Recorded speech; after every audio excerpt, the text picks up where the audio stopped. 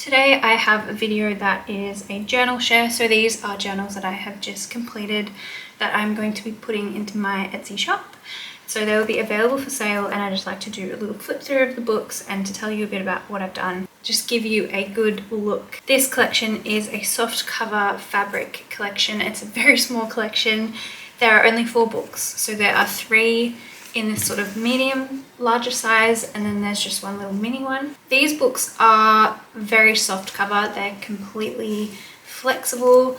I've actually made the base of these books with felt. So the base of the journals is felt, which means that they can have all this flexibility to them, and then I've just stitched beautiful linens and fabrics and trims on to create a pretty design. So being that they are made with felt and fabric, they're super flexible, which means that, well, it means a few things. It means that you can use them as writing journals and they're perfect just the way that they are, but it also means that you can really bulk them up, and there's a ton of growing room in these particular journals. So the spines at the moment are sitting kind of squished because I've left all of that growing room in there for you, but if you wanted to fill them out, then the spines can actually kind of expand and flatten out, and your book can actually become really bulky, which is really perfect for anyone who likes to stick a ton of photos and stuff into their journals. So these are great for growing, but you can also just use them the way that they are right now.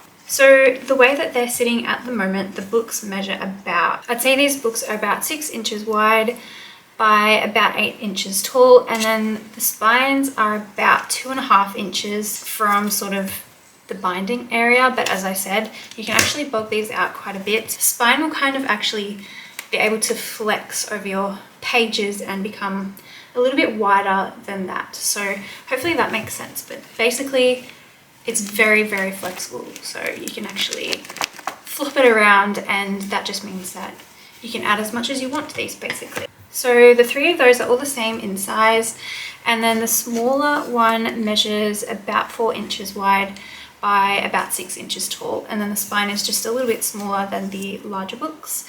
It's about 1.5 inches wide where I bound it, but again, you can actually bulk it up if you want to, and it will become that little bit bigger. So I'm really happy with how these journals turned out.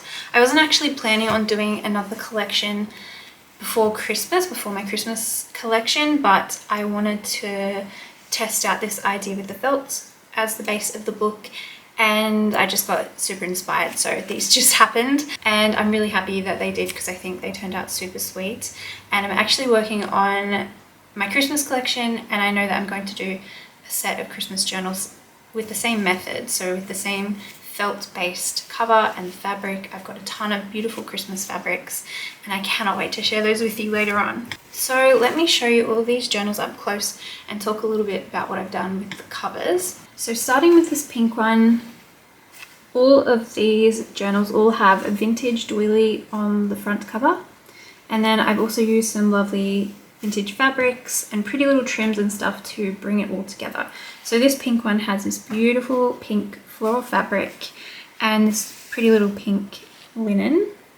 These linens are vintage and they do have some small little imperfections, but I think it just adds to the charm. I've also added tie closures to these journals, so with different trims and laces which I've stitched onto the cover, and then I've also attached some buttons. So these larger ones have a couple of little buttons where their closure is attached on the front, and then on the back you can see where I've just stitched it with my sewing machine. The smaller one is a little bit different. I decided to add the buttons in this little circular shape. I just felt that that complemented this doily really well, and so I didn't put any buttons here on top of the closure. All of these journals have really pretty spines. I wanted this to be kind of like a focal point. I always like to make the spines of my journals a kind of like a secondary focal point. So this is the focal point, and then the spines complement it and always look really pretty and interesting, because when this is sitting on your shelf or on your desk or in your room, this is often the part of the book that we see.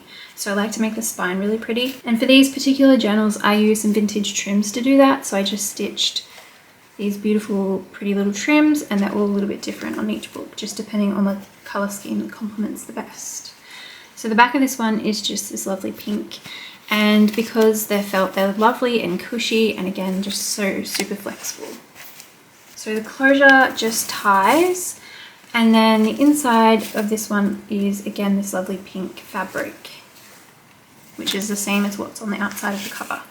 So I will show you the inside pages, but before I do, I'll just show you the other covers up close. So this one is same sort of thing, but with different fabrics and different trims. This one has this beautiful like vintage red fabric with this cute little ditzy floral print. For this one, I sewed 3 little buttons on top of the closure on the front, and then we have this pretty little vintage doily, which again, it does have some little imperfections which you can expect when you're using vintage supplies. The back of the book looks like this, and again, these just feel so lovely and cushy and almost like cuddly and cozy, so they feel really lovely just to hold. And then the spine on this one, I've again added some really pretty, really sweet little trims and just bits and pieces that complement the color scheme. So this one is kind of richer in color with that red fabric, and then the inside also has beautiful ditzy red fabric as the lining. So again, I'll show you the pages as well, but I'll just show you the other 2 books first. So the last large one is this one. This one's very soft and bright and white, so it has this pretty like bow fabric with some little flowers, and then this lovely vintage linen on the cover. The back also has that same fabric as well. And then for the little closure, I just put these 2 little buttons. They are actually a little bit different. So this one has this nice kind of like scalloped effect, and so that's just stitched on top of the closure as well. The spine of this one looks like this. So the thread is blue, which complements really nicely with this book. And we've got some beautiful little trims and this pretty ditzy floral fabric. Now for this one, I didn't have enough of this lovely bow fabric, so the lining is this lovely pink floral. And then for the little baby one, which feels so nice to hold, I had this little ditzy kind of purple fabric on the cream, which I thought was really pretty, and then this special doily, which kind of takes up most of the cover. And then again, I stitched these little buttons in a circle shape on the front, and I think that looks so pretty, and it feels really nice and tactile as well. We've got the same type of closure, it just doesn't have the buttons here. And then for the spine, again, I wanted this to be really pretty. I used this pretty ditzy yellow fabric on the spine of this one, and then some complementing vintage yellow trim. Purple and yellow always works really well together. So even though I kind of had to mishmash the fabrics for this one a little bit because I didn't have enough of this and I didn't have enough of this, they complement each other really, really well. And then for the inside, again, because I didn't have enough of the same fabric, I used this pretty purple, white kind of maroon color schemed floral on the inside. This one already looks a little bit more bulky than the others just because it's a smaller size, so it just bulks up that little bit quicker. I do have one less signature in this one, and it's still looking more chunky than the others, so that's just something to keep in mind. This would be a really nice little book just to write in, I think, but you could also put photos, and you can also chunk it up quite a bit if you wanted to. So for the pages inside these journals, I'm not going to flick through all of the pages because we'll be here all day. I'm going to try and keep this really quick and just give you a glimpse inside each one. But I felt like the pages in here would complement best if they were vintage feeling and if they were kind of light and bright and sort of on the plain side, but also with lots of vintage elements. So that's what I've done. So inside these books, I have added lots of lovely vintage lined and ledger paper. I've also added like different advertisement paper, like little note paper.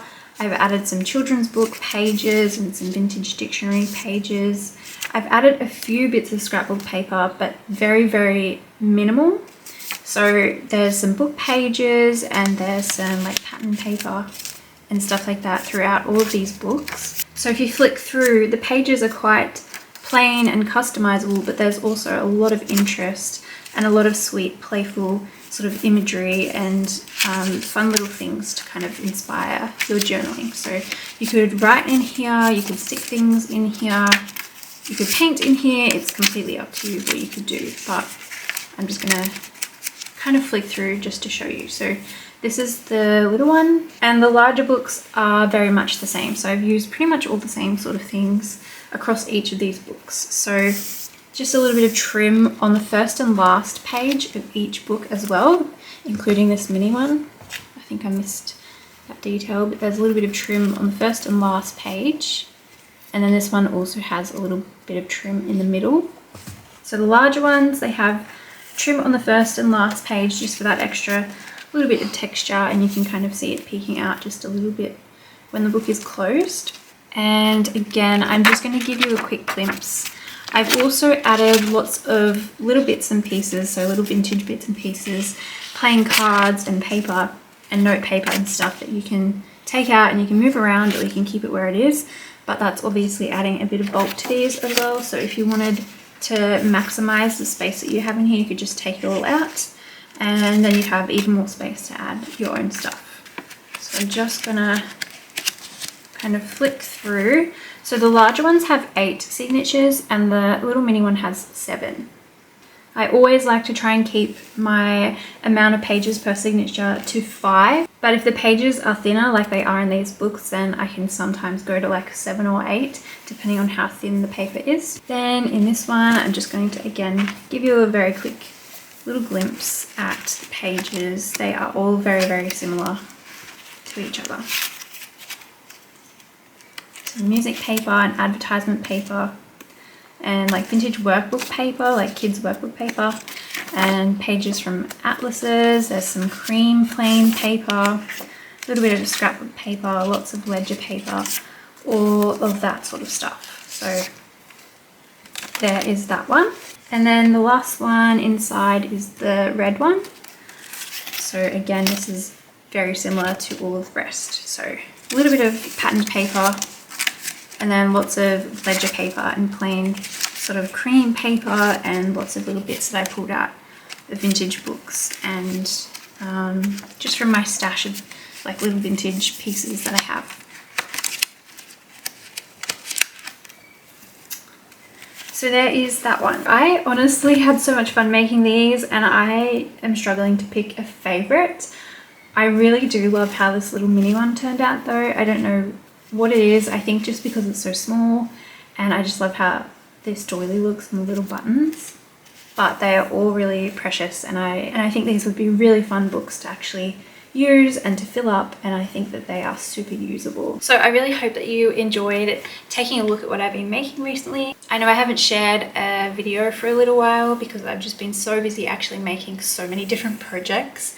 And in other news, I have officially completed my personal journal, so all the pages in here are full, which means that I'm going to have a personal journal flip through probably in a week or so. So I've got lots of fun things coming up. Thank you for being patient with me while I'm busy. If you are interested in purchasing any of these little soft cover journals, I'm going to have all of the information for the restock in my description box on this video. I'll also put a countdown in my Instagram story, so if you are confused with like the time conversions, if you're in a different country to me, you can always just check my Instagram stories, and that will help you kind of figure out the time difference. Each of these journals will go into my Etsy store, and they will go in at a set time, which will be listed down below in the description box. So if you want to catch it, that's where you'll find the details. If you have any questions at all, you can just leave them in the comments down below. I'm always happy to help. Thank you so much for stopping by my channel today,